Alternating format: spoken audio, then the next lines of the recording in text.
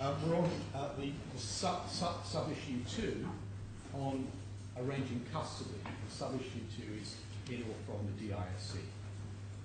In the judgment, the judge summarised specific submissions of the claimants on whether dealing in investments as principal and arranging credit or deals in investment were in or from the DISC. And you've seen that at paragraph 386 and 387. What he didn't do is separate out arranging custody. But as to custody, arranging custody, we say that what we did was provide custody, and that was in Switzerland. And if you follow the sub-custodian point, which is the one being raised by the claimants in respect of the first tranche, which is the relevant, and say that D2 did not provide custody, but a sub-custodian did, then that too is outside of the DISC. The claimants in the first defendant had no involvement at all in any arrangements between the second defendant and the sub-custodian. You wouldn't expect them to do.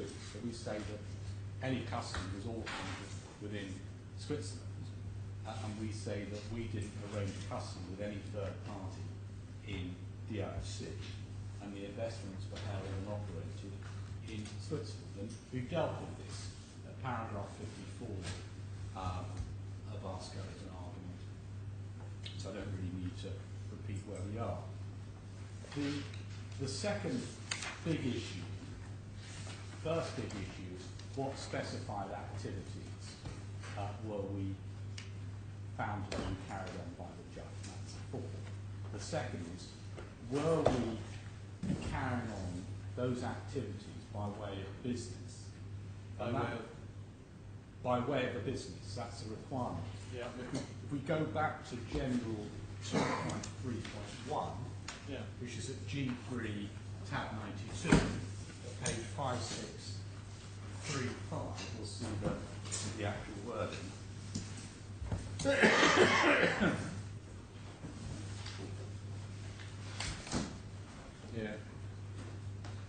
And again, this doesn't really, it's one of those definitions that really is a circular definition. It's 2.3.1. Subject to rules 2.3.2 and 2.3.3. For the purposes of these rules, a person carries on an activity by way of a business if the person, A, engages in the activity in a manner which itself constitutes the carrying on of a business. And like all the other provisions, it has, many of the other provisions, it has exclusions. And the exclusions are 2.3.2 onwards. And the relevant one that's relied upon is 2.3.2b1. And subject to rule 2.3.5, a person does not carry on an activity specified on paragraphs and lists a lot of paragraphs in rule 2.2 by way of business. A, not relevant, but B, the person is a body corporate who carries on that activity solely as principal with or for other bodies corporates. One, which are within the same group as that person.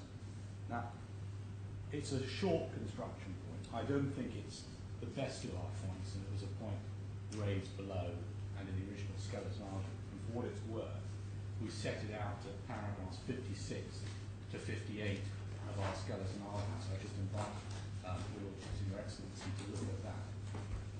But it's not a point, to be quite frank, that I'm too enamored with, but it is a point that's being taken.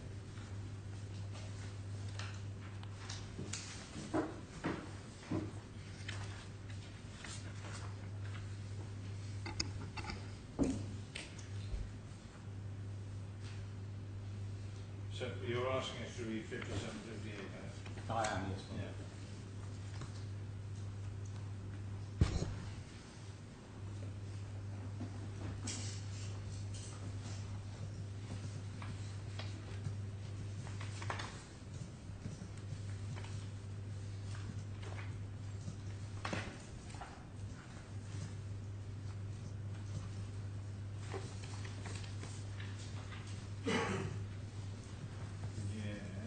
Well, My Lord, I now go to the third issue as a global topic, which is, were the specified activities carried on in or from the DIFC? And I've gone through the four activities. I've said some comments on whether or not each individual one is in or from the DIFC. And now we look at that issue, in or from the DIFC globally. Because unless it's been established that we were carrying on business in or from the DIFC, there's been no breach at all of the FS prohibition. And our Lord Sir Richard Field correctly pointed out that there is an argument that if the first defendant were our agent in certain respects, that on one view pulls us in to the jurisdiction. And what we say is that when you look at the authorities, the mere fact that you have an agent who may be doing various things for you doesn't constitute you carrying on business within the jurisdiction. And that's Adams and Cape Industries and the other authorities referred to. But we'll come to those when we get to that position.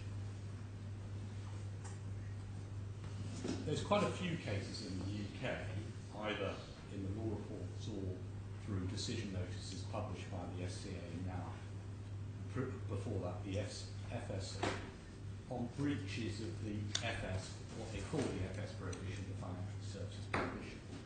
And when you look at those, they tend to be where either an entity sets up an operation in the UK and that operation is wholly unauthorised, and the ones that keep coming back are unauthorised, unregulated collective investment schemes. There's a lot of those which will have to be shut down. And secondly, like a boiler room fraud or scam, is where you have an operation abroad and they target people in the UK and sell them quite often what are sort of bogus investments like horse betting schemes or whatever.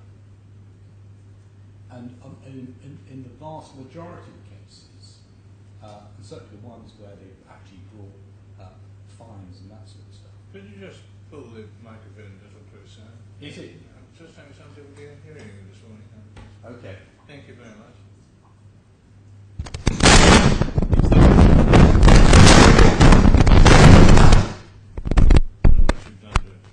I didn't touch it. Can you hear me now? Is that's better. Is that better? I'll speak up and that may help as well. Yes, thank you. So what I'm saying is that in most cases in the UK, the operations which have been targeted by the regulators are where the operations are deliberately in breach of the prohibition. And quite often once they've been shut down in the UK, the same people move out of the UK and operate from places like Gibraltar or wherever. And so you go from one authorised operation where they're in the UK to another I'm sorry, I authorised. think we were better off before. We're now getting an echo. Okay. It's not odd. I'm quite sure why it's not working so well. Right. Let's just see how it works now. Right. Is that clear or is there an echo? Okay. Okay. And what tends to happen is that the authorities shut down one operation in the UK, like a collective investment scheme, and the people running that collective investment scheme then go abroad and operate the same scheme from abroad and just target the investors in the UK from there. What we have here is a completely different scenario to the cases that you commonly see.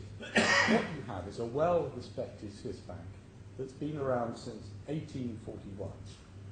Quite frankly, it's never had a case like this, and hopefully it never will do.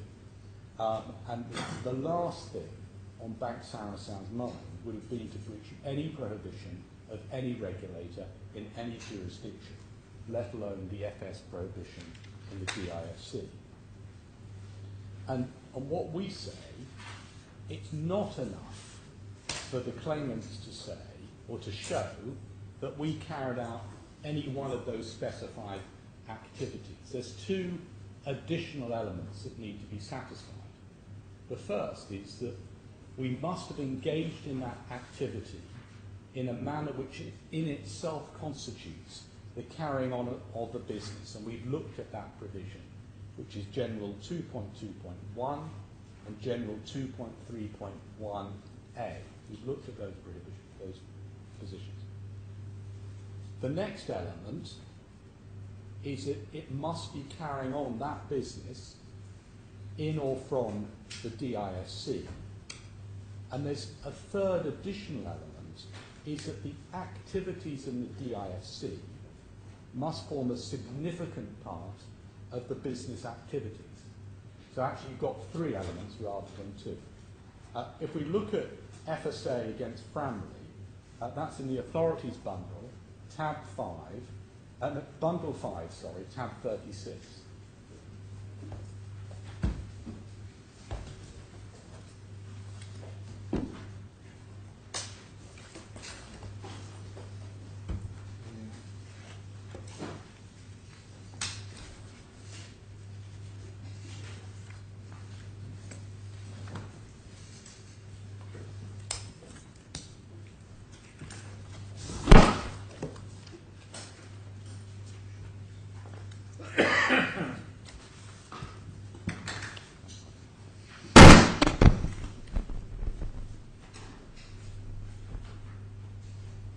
Now this is on the issue as to whether a significant proportion of the business or some other part. Yes, a significant proportion of the business. Right. Yeah. My Lord, I apologise for rising at this stage. Just to be clear, this is a new argument and a new case which was not run below. Like a significant proportion. Any of these points. Yeah. Okay. Well, we'll take Ben Ayre, so let's hear it. Well, it's. I mean, there's nothing in the rules about the degree to which the activity in the DIFC must take. No, there isn't. No, and there's nothing in the FSA regime either. And this, if your lordship looks at the really the first part of the head note, which is E to G, you'll see that this was a collective investment scheme, a horse betting scheme promoted in the UK, involving a large number of investors. And the scheme was essentially, that's what the defendant's business was, running the scheme. And you can see that from the head note. I wouldn't invite you to use the whole lot of the head note, just the first part of it. So basically, what are you asking me to read? I'm just asking you to read, just to understand what E to halfway through G, basically just introduce what the scheme was.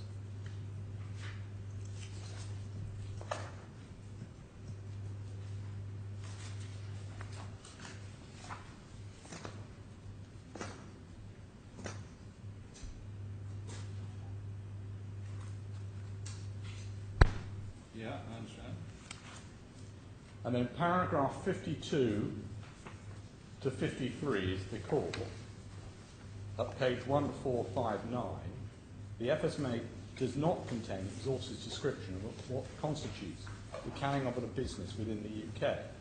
All that section 418 as set out above provides that the requirement is to be satisfied in certain specific cases if it would not otherwise be so satisfied. This case is not within those cases accordingly. The court is left with the question whether the activities described above, so far as not disputed, of themselves constituted the carrying on of business in the UK. The FSMA does not require that the entirety of the business activity be carried on in the UK if it is not open to abuse. In my judgment, it is sufficient if the activities in question which took place in this jurisdiction were a significant part of the business activity of the running the CIS, if any, constituted by the betting services offered by 147 and TBS. In this case, the communication from clients and prospective clients and the maintenance of the bank account and accommodation address, all of which took place in the UK, were all business activities. In my judgment, there is sufficient regularity and substance to constitute the carrying on of business here, even after Mr. Fradley moved his own office to Ireland in April 2003 and gave instructions by post or internet from there. I leave open the question whether the requirement for carrying on business within the jurisdiction could be satisfied in any other case. And what we say, the facts of our case are very, very far removed from that. Here they have the operation in London, the bank account was in London, etc. The investors they were targeting were all in the UK. And we refer to this case at paragraph 60 of our skeleton argument, but I don't think you need to look at that. And we can put this case away.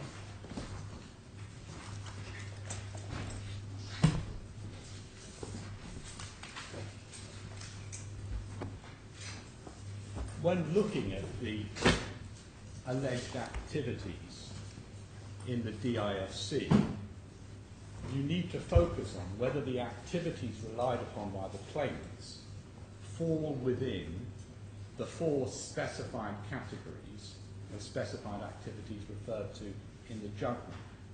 And we say, when you look at the submissions of the claimants, both here and as recorded in the judgment, as being conduct within the DIFC, most of those are not specified activities at all on any reading. And if we go to the judgment of paragraph 388,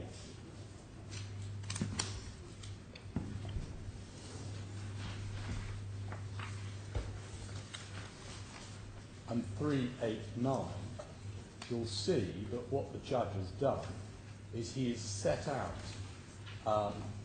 the submissions of the claimants without saying whether he agrees with them or not. Right. He says, it is said, at 388, 389, it is said. But I do feel that I'm going to have to at least touch upon these to deal with them, because the claimants rely on all those points as well as a host of other points. The first point is at 388.1, which relates to dealing investments as principal. That's oral discussions in relation to the purchase of the notes. But those discussions took place outside the DIFC. We know that the meetings were in London or Kuwait. Secondly, the claimants were clients of the first defendant. And so this is activity by the first defendant within their sphere of responsibility and within the conditions which the claimants agreed with them. And as it relates to the first tranche, there was no relationship to with the second defendant during the early discussions. They were just meeting the first defendants in Kuwait.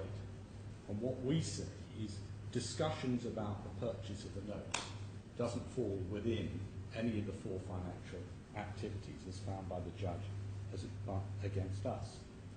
The second point relied upon at 388 is instructions to purchase that were communicated through D1. But what we say is, well, that's not surprising. The claimants were clients of D1, and this would constitute arranging, which was what the first defendant was licensed to do.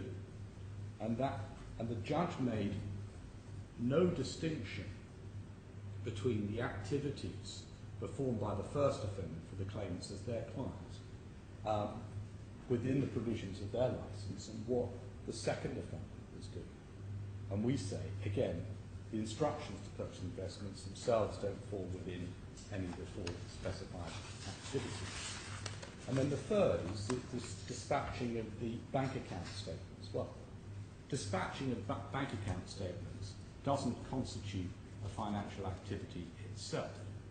In any event, the bank statements were dispatched by the second defendant in Switzerland to be ultimately received in Kuwait. But the conduit, or the postbox, was merely the first defendant. And we say that the dispatching and distributing of bank statements doesn't fall within any of the 4 financial activities found to be being carried out by us. The 389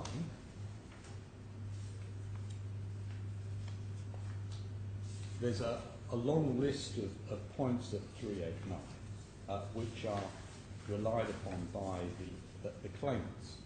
The first is 3891 is the account opening forms were sent to the claimants from the DIFC, and the covering letter says, well, Mr. Nair should be contacted if any questions.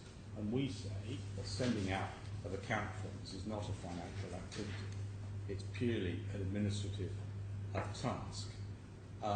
You've seen from the additional business conditions of the first offender that was signed by the claimants, the relationship manager for them was Mr. Nair, and we say he was acting as an employee of the first offender, assisting his own client. The covering letter that's referred to here was a letter sent by the first offender to the claimants as their client. It wasn't a letter from the second offender. It wasn't provided or signed by the second offender. It was sent by Miss Naz at the first offender. And just for your Lordship's reference, that's H1 108A at 6274.01. And the claimants, as clients of the first offender, were perfectly entitled to consult with the first offender about these forms and seek any assistance they wish from the first offender. And that's not a breach of the terms of their licence. And any assistance for opening an account is not a financial activity. And we'll come back to all these threads later, but there's a whole host of points which, unfortunately, I think I'm going to have to take you through one by one. You appear to be reading from a script. I'm not sure we wouldn't be better inclined reading it. There it is. Right, well, you take it as you feel would help us. It's not easy to follow this, I have to tell you, in the way you're presenting it. Yeah. Well, the problem we've got is that 389, there's a whole list of points which are relied on by the claimant. Yeah, so be it. I can't see any reason why you can't actually just deal with the points without solemnly taking us through each paragraph. But then if that's the way you think we need to do it, fine. Yeah. But it makes absorption almost impossible. I mean, for instance, you just made a reference to a document without looking at it. I agree with you on the transcript, though. I just find this presentation difficult, I'm afraid. Well, one option would be, my Lord, is simply to provide you with a sheet, a schedule. Well, the difficulty with that option is that it doesn't help Mr. Hill very much. It doesn't. Know what you're going to say, but there it is. Yes. Well, I hope I'm not being unhelpful, but speaking for myself, this is relatively indigestible stuff, and it's being presented in, I respectfully say so, in a pretty indigestible manner. Yeah. My heart goes out to the judge dealing with this case, and the three of us need, and I think are entitled to, some pretty clear and coherent submissions, and I'm having difficulty at the moment. Okay. I can make a global submission about this paragraph, the whole list of 389. Okay. And then that Well, would probably definitely assist put you. you off. There's some really good bullet points or quick points you can make without solemnly reading the document. Yeah. That would be helpful. I think that the global points is the vast majority of these, if not all of them, are not financial activity within the meaning of the provision. Secondly, that what they are is effectively the first defendant servicing their own client with whom they have a client relationship. And we say that it's wrong to categorise this as them acting as our agent or attributing. They are fulfilling the role that they've given themselves and accepted by the claimants in the additional business conditions. I think that's the global point to take away. Thank you. And insofar as there's any detail, I think that your Lordships will simply apply those two general propositions to each of these items listed. And I think that your Lordship's entirely right that to go through these one by one, be saying that it's not a financial activity, is very difficult to absorb. And so we'll go on the basis of my two general submissions, which apply in respect of the whole of 389. Well, you must take your own course.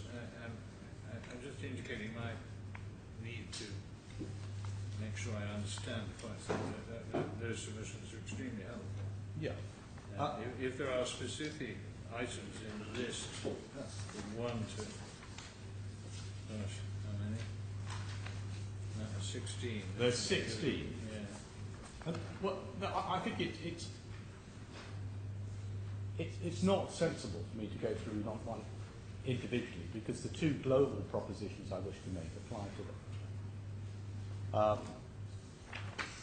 My Lord, the next one is just quickly to go through the additional points, which are at 390, and that I can deal with very quickly.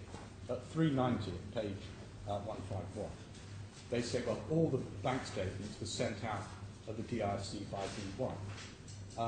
And we say, yes, the bank statements were sent by D2 to D1 for transmission to the claimants. I've taken you through the additional business conditions, which refer to the first defendant being a conduit for communications between them and other members of the group. And that's all that was happening. And we say that sending bank statements doesn't constitute a financial activity. The second thing is, 392, the money laundering checks for the operating of the accounts were carried out in the DIFC. Well, I've taken you to, your lordships, to the intra-delegation agreement at H1 105, and the first defendant did have authority to perform checks for D2. But what we say is the KYC, or money laundering checks, is not a financial activity.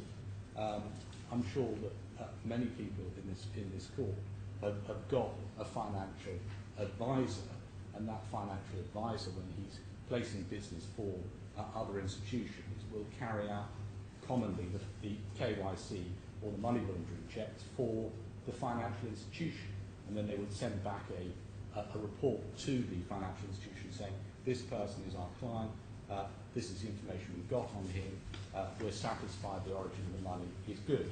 And not every financial institution will expect to do it themselves. They'll expect the financial advisor to do that. The next is 393. The security arrangements between Bank Sarasin and AKB were arranged by Mr. Alia and Mr. Nair from the DIFC. And again, we say, well, that's not a financial activity. And whatever the security arrangements were, they were dealt with between Switzerland and Kuwait. And that was executed and performed.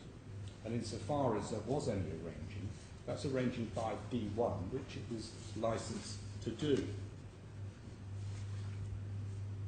4, it says the claimants were sent by Sarasin-Alpen, the DIC, advice from Bank Sarasin's subsidiaries on market performance and investment strategy. What we say again, that's not financial activity. But the subsidiaries are a separate and their own legal entity. I don't know how that can be attributed to the Bank Sarasin itself. And what was effectively happening was that the first defendants were sending their own clients possible information, as one would expect as a financial advisor to their own clients. 5, queries from AKB about the clients and claims investments with Bank Sarasin were dealt with Mr. Nair and Mr. Alia in the DIFC. Well, we have no control over how ABK chooses to communicate. AKB, as you know, originally went directly, were originally the ones who advised the claimants to go to the first defendant. And we say, well, it's not a financial activity, and it's what one would expect. And then finally, that when a banking reference was required by Mr. Khorafi from Bank Sarasin, Mr. Nair procured it from the DIFC. Well, providing a bank reference is not a financial activity, and the reference itself was produced in Switzerland. So hopefully I've done that in a way that your lordships can absorb and as quickly as possible. Yes, thank you. I mean, the important paragraphs, earlier 393, 394, 395, seems to me. Just hang on a minute.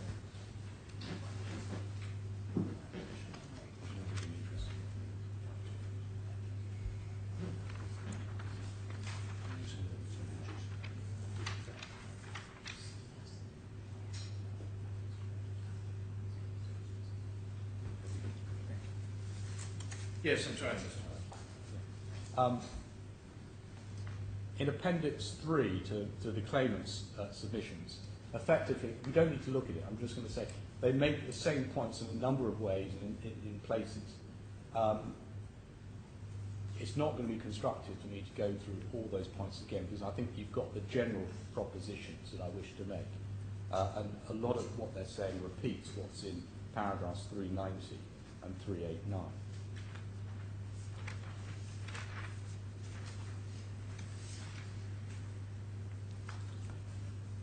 The next aspect,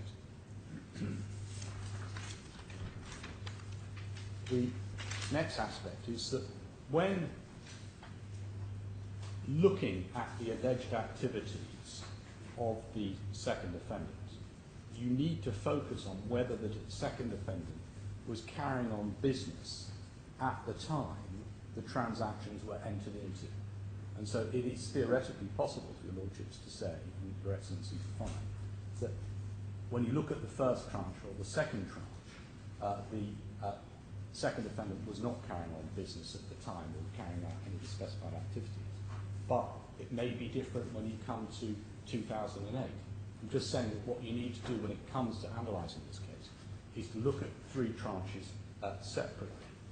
And what the claimants have done in their submissions, as reflected in the judgment, is sweep up all the activities of the second defendant from the beginning of the first defendant's relationship with the claimants in April 2007, right up until when the facilities were shut and the positions were closed out in October 2008, and then use that by saying, well, look, we've been carrying out specified activities in or from the DIFC. And so it focuses a whole range of things over a long period of time, when the focus instead should have been, were we carrying out business the specified activities in the DIFC and carrying on business at the relevant time each transaction was entered into. The next point is that, in general, for a company abroad to be carrying on business in the jurisdiction through another person or an entity in the jurisdiction, the person in the jurisdiction must either be a branch of the foreign corporation or he must have authority to enter into contracts on behalf of the foreign corporation. And we say neither of those are satisfied here, because the Court of Appeal in its January 2012 judgment found that the first defendant was not a branch of the second defendant, and quite clearly the first defendant never had any authority to bind and enter into contracts on behalf of the second defendant. And we'll come to that point later when we look at... Okay. Why do you say, I mean, you may well be right, but why do you say for present purposes it's necessary for them to be either a subsidiary or to have full authority? Because when you look at the authorities, that's pretty clear. All right, we'll look at them in due course. Right. You either have to... Yeah, we'll come to it when we look at the authorities now. Right. There's a number of factors why we say that we were not carrying on business in or from the DIFC. The first is that the second defendant is a Swiss bank headquartered in Switzerland, in Basel. It's a large operation. It's got a large number of staff. And Mr. Lowenberger and his department were there. That's the financial engineering department. And at this connection, I invite your lordships and your excellency to look at Mr. Burnley's witness statement, and that's bundle E2, tab 73, page 3915.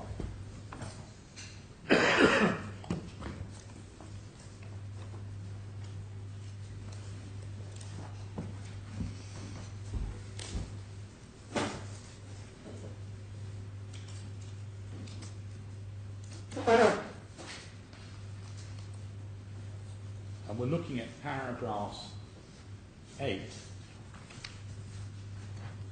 to 11, if I can just read it.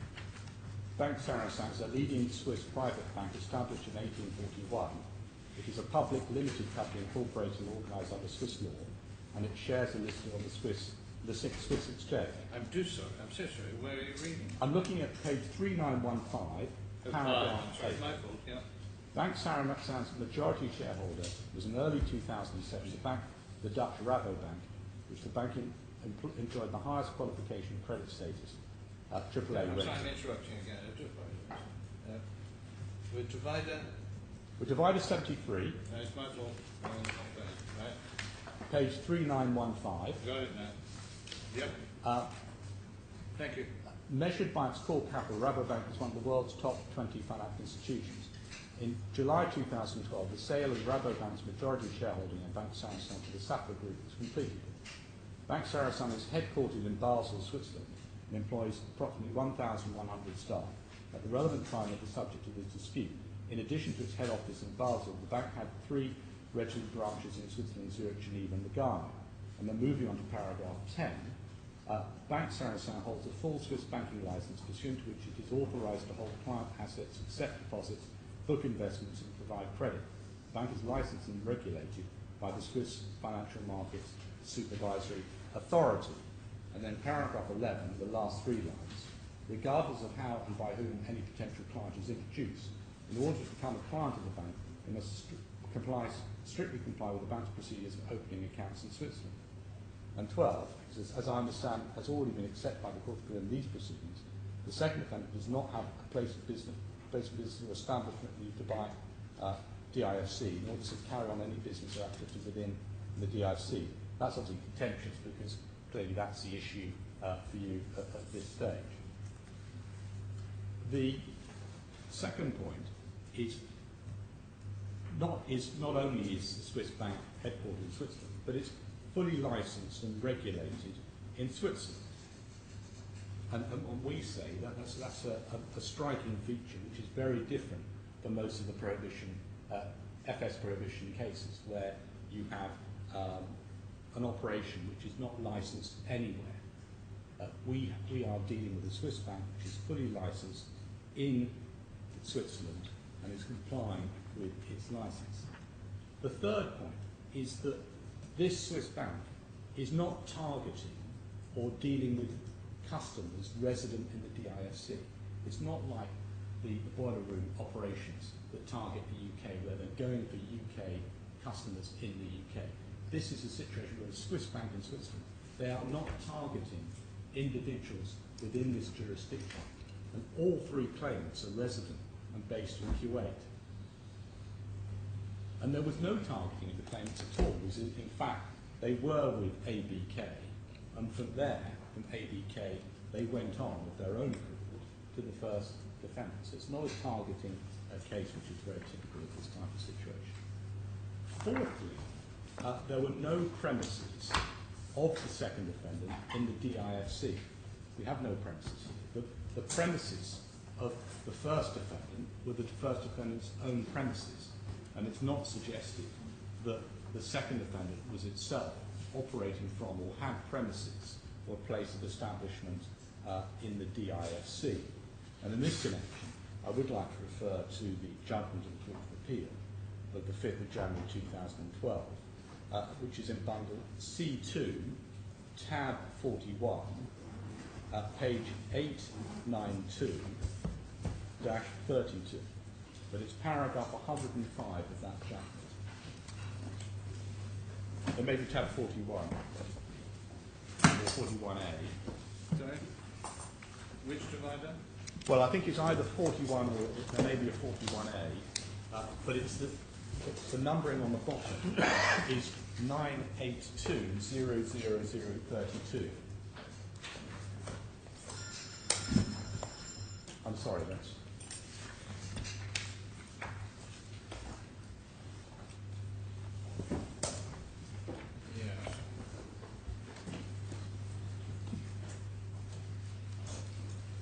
This is the judgment of the Court of Appeal.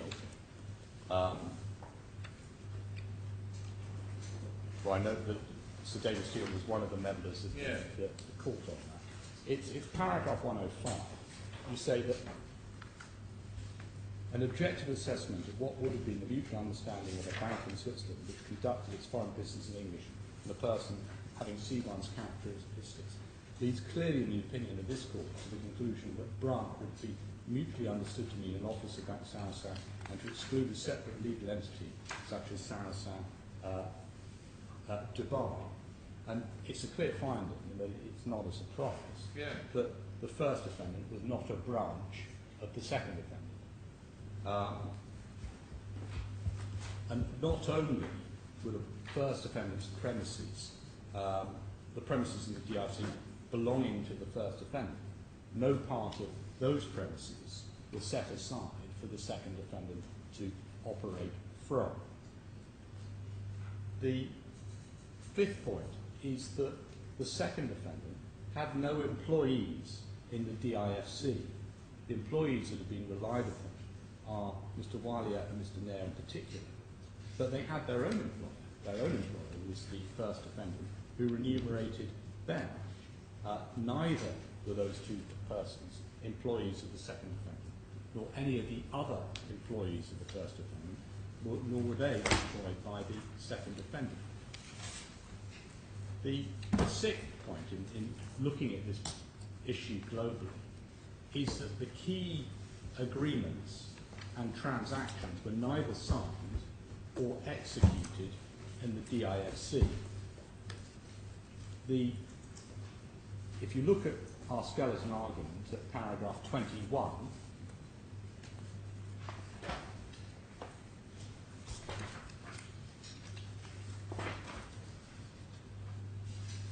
What page? It's page 5 of our skeleton argument. We list the key documents for the execution of the transactions, including for the purchase of the product, the granting of credit facilities, and the opening of accounts. And all of these were signed outside the DIFC, and all were executed in Switzerland. You can see that the account forms are signed, it's 21.1. Account application for opening current custody accounts that were signed by C1 and C2 in Kuwait. 2, the deed of pledge, that was signed in Kuwait. The 3, there are various other deeds of Kuwait pledges, none of those were signed in Switzerland. 4, on page 7, the additional general business conditions that relates to the first event, that was signed in Kuwait. 5, where were the accounts open? They were open in Switzerland. Power of attorney, that was executed outside the DIFC. The confirmation of investment sheets.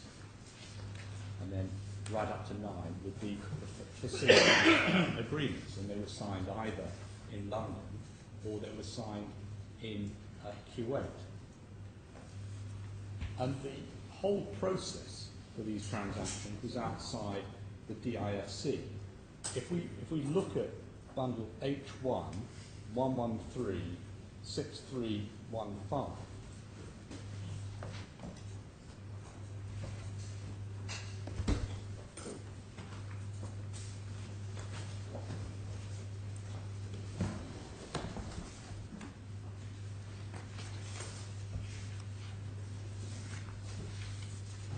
so perhaps we should look at 6313.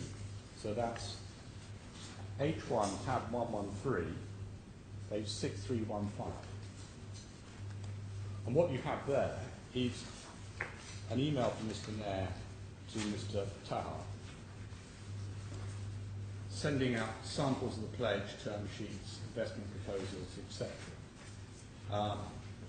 And then one is a process flow for the transaction with AKB. And we look at the process flow on page 6315, and it has various steps for the transaction.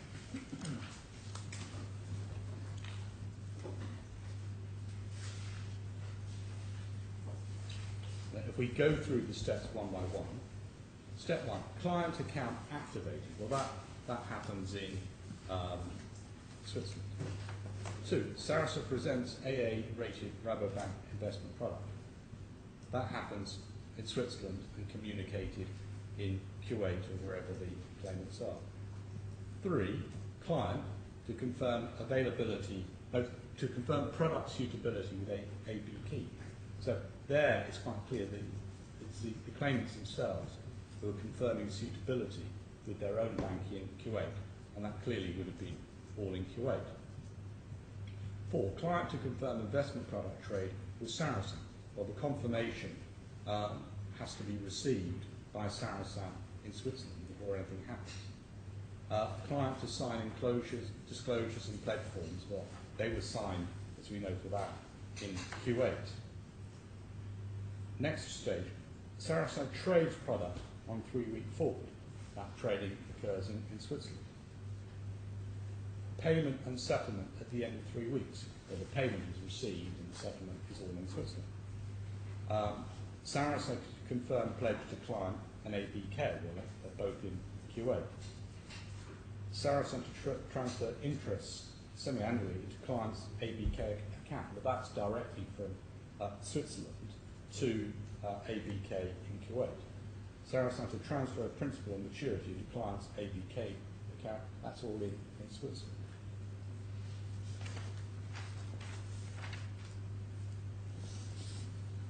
If we can put that file away.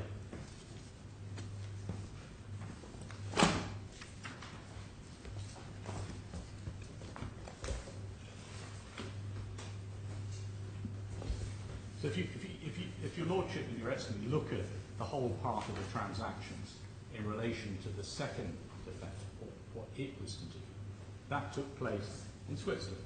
The accounts were opened in Switzerland. The accounts were held in Switzerland. The structured notes were purchased in Switzerland and held outside the DIFC. And the administration of the accounts and the investments were in Switzerland. The structuring of the products took place in Switzerland and not in the DIFC. This was by Mr. Lernberger, who was employed by the second defendant in Switzerland. He explains the process in his witness statement. Perhaps we should look at that. That's in bundle E2, tab 72, at page 3893.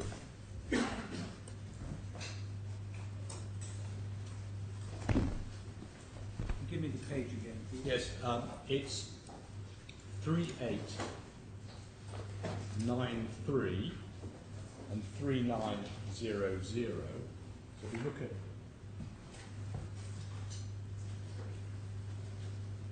paragraph 9 on 3893, the origination and product development teams of the Financial and Engineering Department, BSC, currently together have 5 members. Their main function is to create structured products to serve the requirements of clients, including those of BSC and Bank Sarasin-Alpen. These teams do not have direct contact with the clients, who purchase the structured products created by them and remain very much in the background of the process, supporting the requirement of various client relationships managers at BAC and its entities who in turn liaise with the clients. And then paragraph 28 at 3900.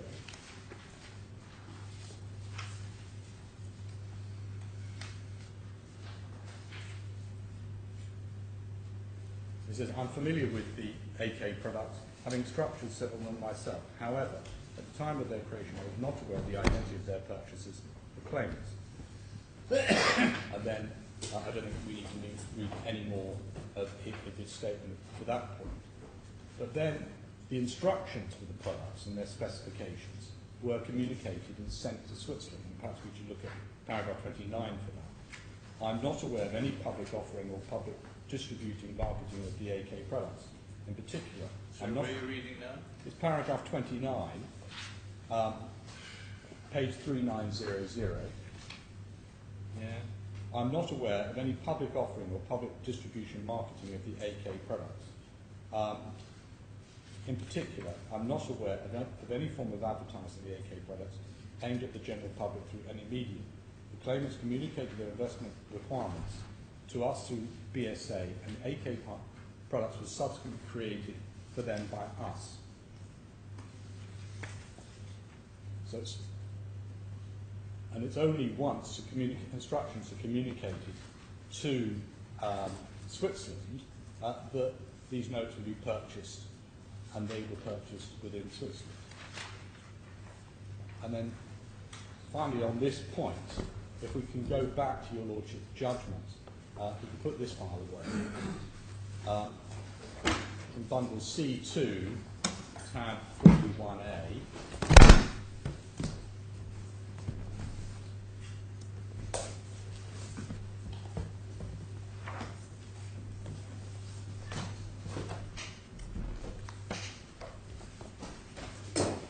at page 892-27.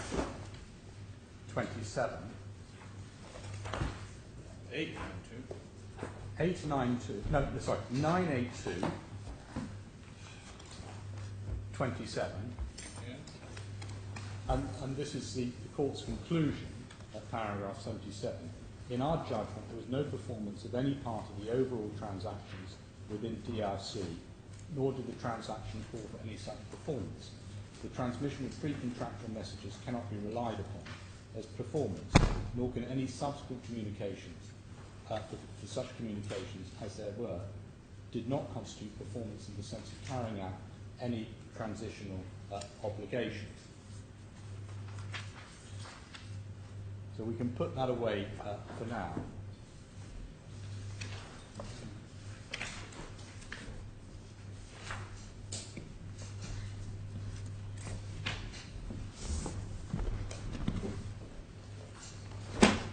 The seventh point on this is that all the agreements between the claimants and the second defendant were subject to Swiss law and jurisdiction. Perhaps it's sensible just to quickly skim through the documents in H1 to show you that, to establish that proposition. H1 tab 124. That's 6396 is the application for opening the account and custody accounts. And you can see that that application, if you're looking at page 6400, it's signed in Kuwait at the last page. It says Kuwait 6th of June 2011. And then in paragraph 11 it says confirmation and signature of the applicant. And then the undersigned applicant confirms that it has received a copy of the general terms and conditions of Bank Sarasin-Alpen, of the safe custody regulations and of the metal market regulations, set them as binding in all particulars by signing the application form. Confirms the bank's right of Alia. Then it confirms, the next paragraph, confirms that it's received the bank's special risks and securities brochure. And then that takes you back to the general terms and conditions of second defendant, which is at page tab 104 of the same bundle, which is the general terms and conditions.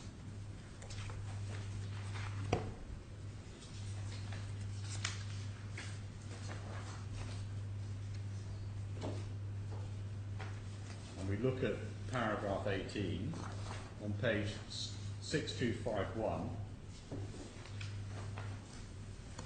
You'll see that there's the applicable law at clause 18. All legal relations between the client and the Bank Sarasin shall be governed by Swiss law. And it says the place of performance of all obligations, the place of debt collection procedures against clients domiciled abroad, and the place of jurisdiction for all proceedings shall be Basel, or the place on which the branch of the bank is located, which the business relationship exists.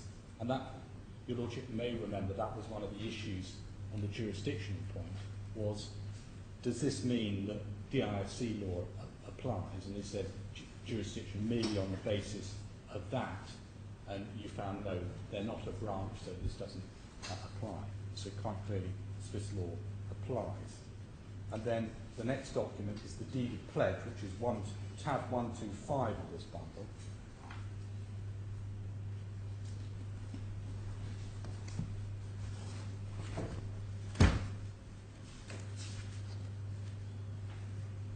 And just simply to note on the pledge, it's 6402, and at 6403 you'll see it's been signed in Kuwait by the first claimant, and clause 9 is the same provision for Swiss law and performance in Switzerland. And then the next one is the secured credit facilities, which is tab 136. Well, I think you're pushing an open door here. I mean, That's fine, then I can move on. yeah. It's like when I say an open door, I mean there's no issues. Well, the 2 points. The agreements that were executed, or maybe not all of them, but most of the agreements that were executed between the claimants and Bank Sarasin were subject to Swiss law. The points That's are, Swiss jurisdiction. the 3 points are, one is none of them was signed or executed in the DIFC. Right. 2 is that they're subject to Swiss law. Right. And 3, the place of performance is said to be Switzerland. So those are the 3 points that you derive from these documents. And if your Lordship is happy with that, I don't need to... Well, I don't know. I didn't understand it to be controversial. Isn't it? No. Tell me if I'm wrong. Well, look, these documents, it's not controversial. These are subject to Swiss law and jurisdiction. It certainly is controversial, the suggestion that all of the transactions were executed or completed in Switzerland, if that's what's being said, but I'm not sure that is what's being said. Right. Well, that wasn't the point I was. That wasn't the point I was accepted with Scott Brown. Yeah. Right. My Lord, he said, my learned friend says it's controversial about the place of performance. The court's already found in paragraph 77 of the judgment I read to you that you said the place of performance was in Switzerland. And secondly, So paragraph 77 of what? of your judgment of January 2009, Oh, right. which we looked at earlier. Yeah. And the second point I would make it deriving from these documents is that these documents expressly provide Switzerland. Well, it may be right. As I understand, paragraph 77 was dealing with essentially the claims advanced in negligence and contract. Is that right? Anyway, I can't remember. Well, We just looked at it. yeah, Well, Mr. Hill's going to have to overcome that if you're right. yeah. And of course, at that time there was no regulatory issue of stopper. at that time there was no regulatory claim. You remember that the Right. regulatory claim was brought 1 month before the trial. But the final document, and it may be just let me just give you the reference. Yeah, It's sure. The facility agreements, and one is at tab 136, and that has the same provisions about legal relationships and place of performance. And you'll see that... Is it 136 or 126? It's 136. We can look at it, it's very, very brief. It's I'm at trying page... to find it. Oh, yeah. See, it's tab... Is it another bundle? Is it? In my one, it's the same bundle, tab 136. No, it's in bundle H2, I think. It's not mine, H1.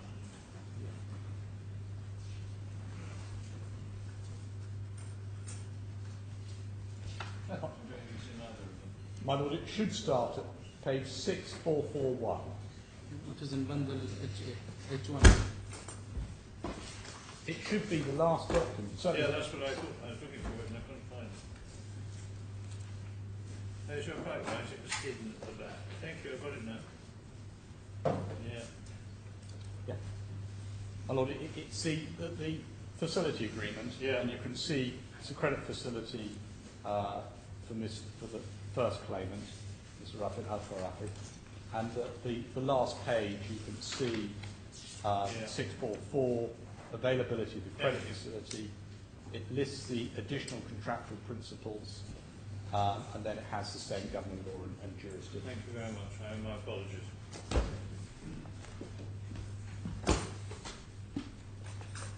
Well, we can put that file away.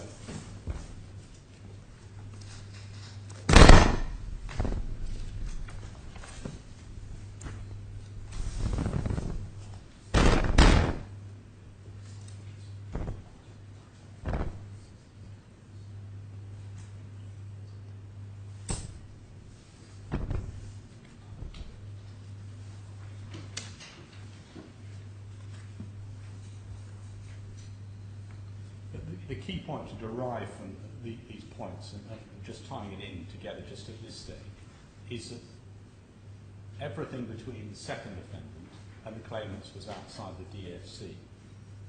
We say that as far as there were dealings in the DIFC, that was the first defendant performing ministerial functions or administration, or the first defendant complying with its own obligations and contract with the claimants under their agreements.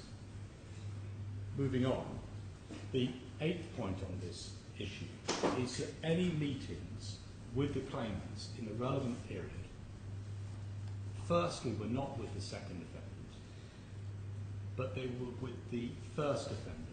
And even then, those meetings were outside the DIFC. The meetings were either in Kuwait or London at the relevant time. There was one meeting much later on in Nice.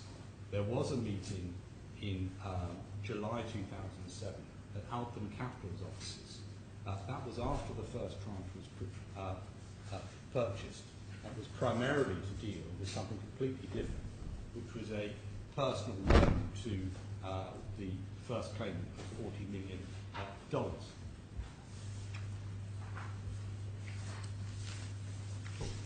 So those are the general propositions as to why we say we weren't carrying on business in the DIFC.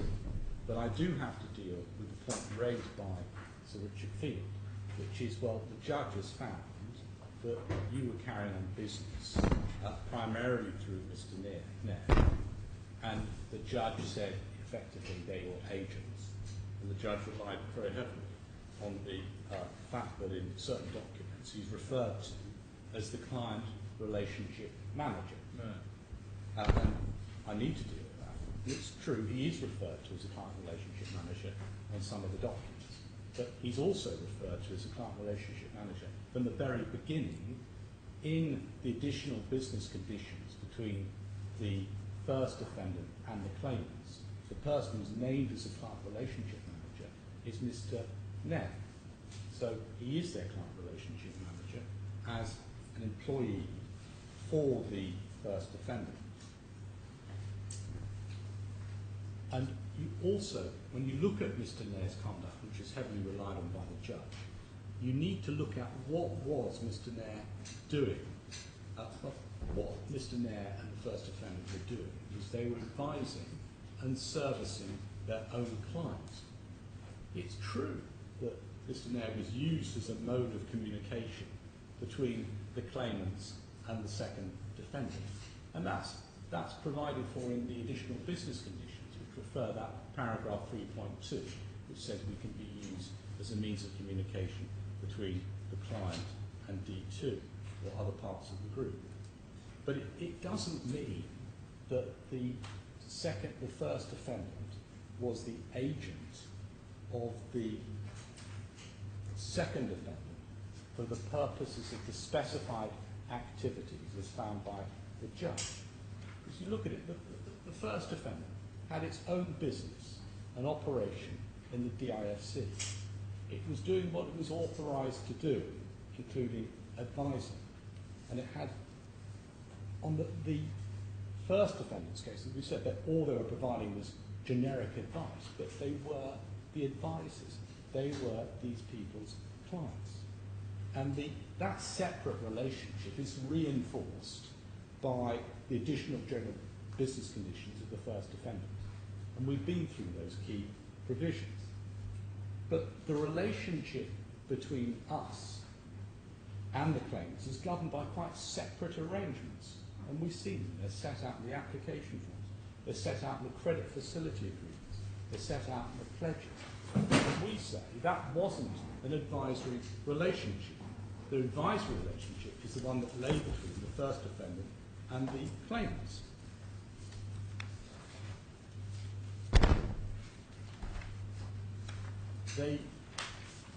Their function, under their own licence and under their own general conditions, was to meet, understand the claimant's requirements, give them such advice as required, and then what they do is they take those requirements to the second defendant, who provides the product requested by the first defendant on behalf of their client the claimants. And our operation is quite separate. Our operation is in Switzerland, where the products are designed, purchased, the accounts administered, and that's all dealt with in some detail in the witness statements of Lernberger, which we see, and Mr. Vernley, which is perhaps we haven't seen. Perhaps we could look at the relevant part of Mr. Vernley explaining that they have their own administration in Switzerland. That's at bundle C2. E2, tab 73, 3917.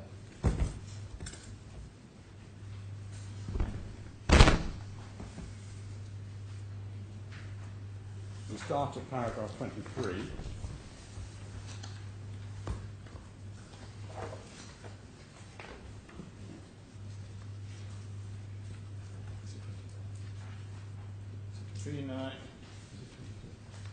It's 3917. Thank you.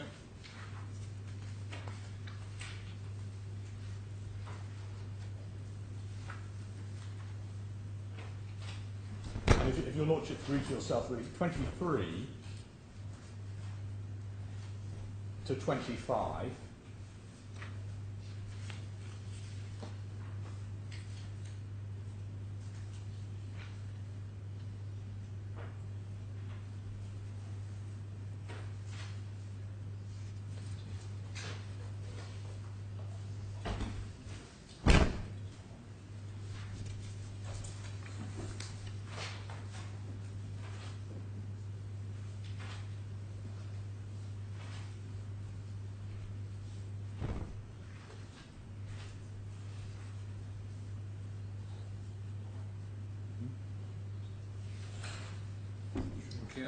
And then I take you to your Lordships to, and Your Excellency, to paragraphs 28 and 29.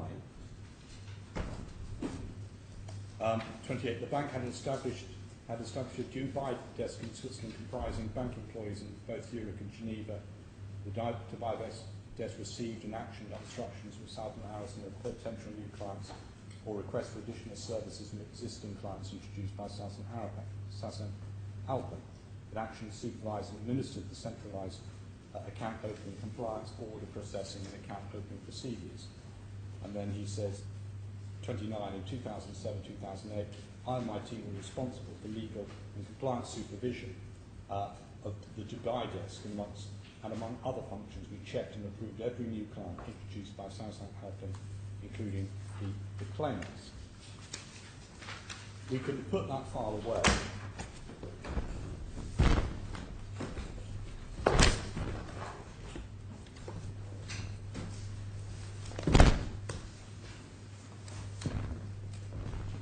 And I'm still dealing with Sir Richard Field's point about the Mayor's role in this agency. But it's important to look at what was his role. Well, we say his role was actually quite limited. He had no authority to enter into any contracts on behalf of the second defendant. He had no authority to administer investments in Switzerland. He had no authority to operate bank accounts. And he had no role in the execution of the performance of any agreement between the second defendant and the claimants. I accept that the first defendant did have a limited authority to conduct KYC under the delegation agreement. As I've explained before, that's very common when you have a financial advisor who does the KYC for the financial institutions from whom the products are being purchased.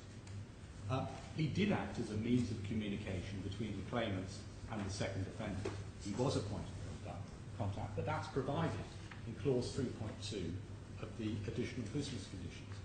But what he was in fact doing were administrative tasks such as sending on statements and routing documents.